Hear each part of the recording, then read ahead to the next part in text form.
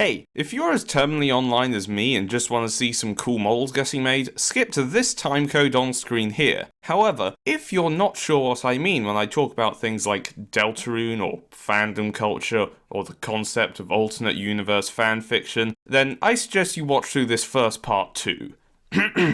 Deltarune is a video game developed by indie game designer Toby Fox, the successor to the critically acclaimed Undertale from 2015. In it, you play as Chris, a human, and their funny monster friends Susie, Noelle, and Bertley, as they go on adventures into mysterious dark worlds hidden around their hometown. Now, Deltarune isn't actually finished yet, with the first 2 of 7 chapters being released in 2018 and 2021, with the 3rd and 4th chapters expected to release at some time later this year. In this vacuum of content, people like to create alternate universes, or AUs, to tell stories based on the characters in the world of the game with their own spins on the story and character dynamics present within it. All that is to say, my friend Oasis Oracle has his own AU called Deltarune, which I help out on, making character art for it and contributing story ideas to his textbook comic Conversations from the Lunch Table on Reddit. Eventually, he wants to make a fully animated show of Deltarune in stop motion, using custom-made puppets and sets. Only problem is, he doesn't have any of those things yet. So, I thought, as a form of motivation for him, I'd try my hand at making some models of my own, just to show how easy it can be. So, let's get started, The first step of constructing any stop-motion puppet is the armature, or in other words, the skeleton of the model. This allows the puppet to be posed and moved without it springing back into its original position and giving it a rigid structure. While simple claymation characters like Morph don't need armatures, anything more complex probably will, which is why it's really hard to animate stuffed animals with little to no actual articulation if you ever tried that. I have. Check out this ancient video by me from January of 2019. We bring up you for that time, Billy. No, I'm not relisting this. Anyway, using reference sheets I'd drawn previously, these armatures were made from twisted aluminium wire which I tied together to make the rough shape of the characters I was making. I basically copied the method used in this video by Holly Lamb, so credit to her for this, it worked really well for me. The next step to making these puppets is giving them some form so they aren't just noodly coiled wire. I used a 2-part metal epoxy putty from JB Weld to build out the forms of the limbs and body a bit, which also helped secure the different bits of wire together. I know you're supposed to use gloves to protect your fingers for this bit, but I was lazy and found that my fingers were fine if I just washed them with soap after using the putty. You probably should still use gloves though. I'd like to know that noodly limbs are fine if you want your puppet to have a more rubber hose aesthetic, like maybe Sonic for example, but obviously I wasn't going for that. And one more thing I'd like to note is that for Noelle, being a deer with digitigrade legs, I made her leg wires longer and gave them 3 segments when making her armature to compensate for them being bent once she was complete. To make the heads of the puppets, I used an oven-baked polymer clay from Staedtler. Due to my lack of experience with clay in recent years, this process was extremely hard, but eventually I was able to make some heads I was satisfied with. And with that, I popped them in the oven for half an hour to bake.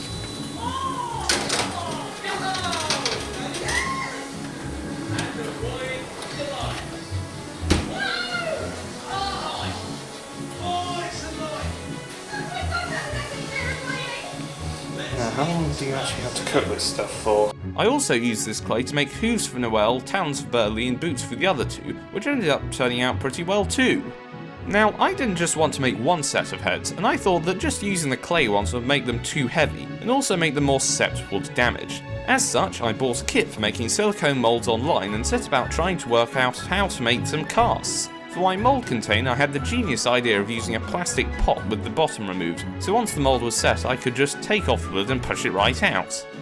This would prove to be a less good idea than I had originally hoped. Foreshadowing is a literary device in which, with the clay part situated inside the container, I mixed up the silicone in a glass and decanted it slowly into the pot, holding it high and in a thin stream to try and minimise air bubbles. I was mainly referencing this video by miscast when I was working out how to do this, so thanks to him for his extremely entertaining and informative video on this matter. It was a big help to me. Upon extracting the mold, I did find that my Tupperware technique was not foolproof, as some of the silicone did leak out as the mold was setting, and when I made the second batch, even more ended up leaking out. I had to keep scraping it back into the pot to stop it from going absolutely everywhere. Turns out the easy way isn't always the best way, who'd have thought? Also, I found that the mold was really stuck in there, so I had to push pretty hard to free it from its container. Nonetheless, once I had freed the master copies from the rubber, I was good to go with making some recasts. For this, I mixed up a 2-part resin.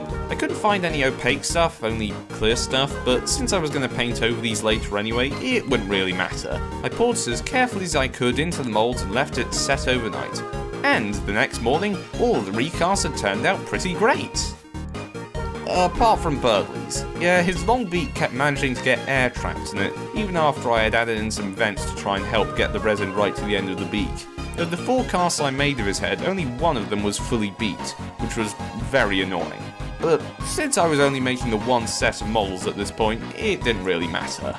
At this point, I decided to work on another aspect of the models, that being giving them some more form with foam padding. For this, I got some cushion foam and my trusty motorised carving knife to cut up some chunks of foam, and then I glued them onto the puppets and trimmed them to refine the shapes of their bodies. Whilst this did create an immense amount of foam offcuts all over my desk and my floor, it helped make the models feel a lot more built and close to completion. The foam pads them out while still allowing them to be somewhat flexible, which is good. Returning to the resin parts I had made, I used some Humbrol bottle filler and sanding sticks to smooth out any bubbles and holes present on the parts to provide a smooth, even surface for painting on. I didn't clear off as much from Susie and Birdley though, as they sport rougher, more unshaven looks. With that done, I cracked out my Tamiya Fine Spray Prime to give all the parts a nice base coat for painting their colours onto. I then drilled out holes in the parts before hot gluing them right onto the wires. Sturdy? Probably not. But did it work? Yes, it did. Hopefully. And with that, the basic forms of the puppets were all done. Something kind of annoying that happened at this point was that Chris's arm just kinda snapped off. The wire, I guess, was twisted too tightly and broke, which is annoying because it means that for all I know, the other models could suffer from similar issues down the line too. However, at least whilst I was making this video, none of them did. In the meantime, I just drilled out a new arm socket and attached a new wire to replace the old arm. Next came the matter of painting the models. After priming the limbs, I just kinda winged the colours of the characters until they decently matched the colours they have in game and in the art I've made of them. For Chris, I used some warmer yellows such as Humbrol Trainer Yellow, and for some tonal variants I added some Citadel Iandin Yellow contrast to them as well. For Susie, I managed to get a really nice purple colour from mixing some Humbrol Red, Citadel Ultramarines Blue contrast and a lot of Humbrol White together. I painted Noelle's fur in a mix of Humbrol Gold and Khaki, with her hooves in a mix of silver and black to create a slightly shiny gunmetal colour, and Birdley in a mix of the Ultramarines Blue and White with his beak and legs painted in Humbrol Trainer Yellow. Following this, I used black paint on the end of a cocktail stick to dot on the fine details such as nostrils, freckles and stubble before sealing it all in with some Humbrol satin varnish. I made the puppets' clothes out of various offcuts of fabric and felt. I am no tailor, so this mostly consists of just sort of cutting out bits of fabric, supergluing them haphazardly onto the models before trimming them to fit properly. This took quite a long time, so I only recorded the process for Susie here, but just know that the process with all the others was mostly the same. With that said, I'd like to talk about some notable moments from this part of the build. For the fishnets that Chris and Noelle wear in their designs, I was able to use some plastic netting that was being used to package some onions. I just painted it black and then glued it onto the puppet's legs with not too much difficulty. For Noelle, I couldn't find any small-scale tartan fabric for her jumper and leg warmers, so I improvised with what patterned fabric I had on hand, which I think turned out alright. The final thing to note is I had initially made Chris's tank top in felt, which had much more accurate colours than any other fabric I had, but it made them look really chunky and reduce their articulation, so I decided to instead go with using some thinner, if less colour accurate fabric to make them look more reasonably shaped.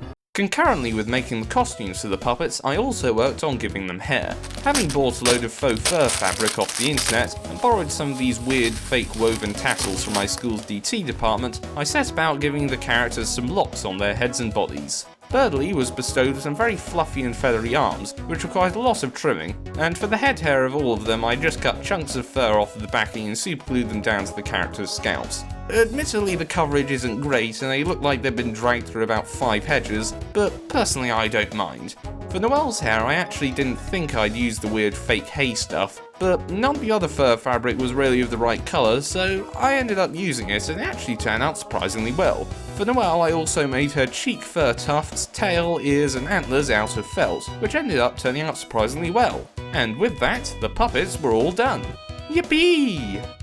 But I didn't just want to make these puppets and do nothing with them, oh no. I wanted to animate them. So, I constructed a quick and simple set from a cardboard box I had lying around and got to work on a little fun scene featuring the characters. I wasn't going for anything too fancy here, just some simple walking animations and experiments with making the characters emote using subtle movements and gestures. Something I didn't include in these models, which I probably should have, is tie downs to keep the models stuck to the floor, so I ended up just using sticky tack to keep them secure. If I wanted to give them tie downs, I could probably do something like push some magnets or pins into the resin before it's fully set.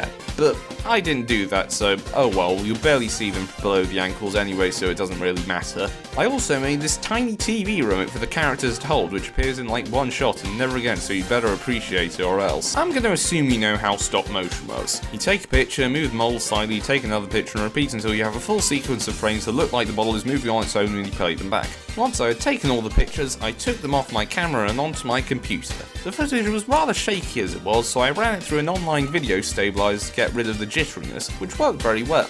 From there, I placed all the frames into my video editor and adjusted the timing to make all the characters move fluidly and realistically. I animated this mainly on ones, that's 24 FPS, to make the motion as smooth as possible. The last part of making this video was a little 2D animation I had made to put on this tiny portable television, which is conveniently roughly in scale with the models. Making the animation was pretty easy, I just had to make a few poses for the character and the bits and then put them together in my video editor. The real challenge was actually getting the video to play on the TV. I had to get a cable that would fit with the thing's AV jack, a DVD player that could display the video, and then I had a load of problems actually getting the video in a format that the DVD player would accept, and then my goddamn computer broke itself so I couldn't access my goddamn files! This is the point where I'd like to say that this video cost me quite a lot of money, so if you'd like to help fund my future content, I have a Ko-Fi, where you can give me the funds to continue making poor financial decisions. Anyway, back to the animation.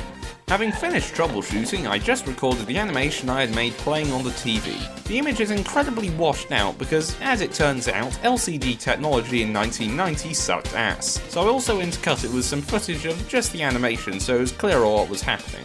But with that, I dropped into the timeline of the video before adding some dialogue boxes and sound effects to represent the characters speaking. And with that, the animation was all done. So, after all that, here it is.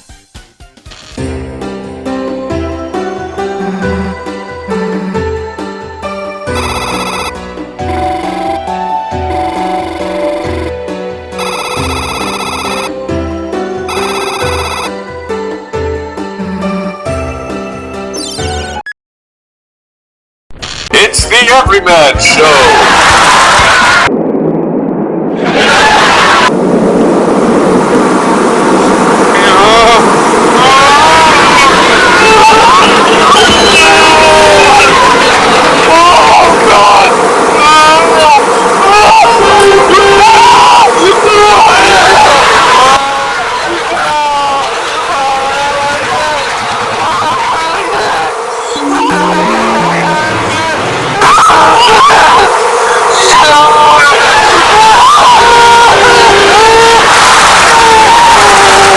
So there you have it. I've made 4 nice models and I've animated them. The video's over now. So I'm not the one animating the show, so I have no more use for these. But I just want them to sit on my shelf gathering dust. You know, like, I like to think that these have a use.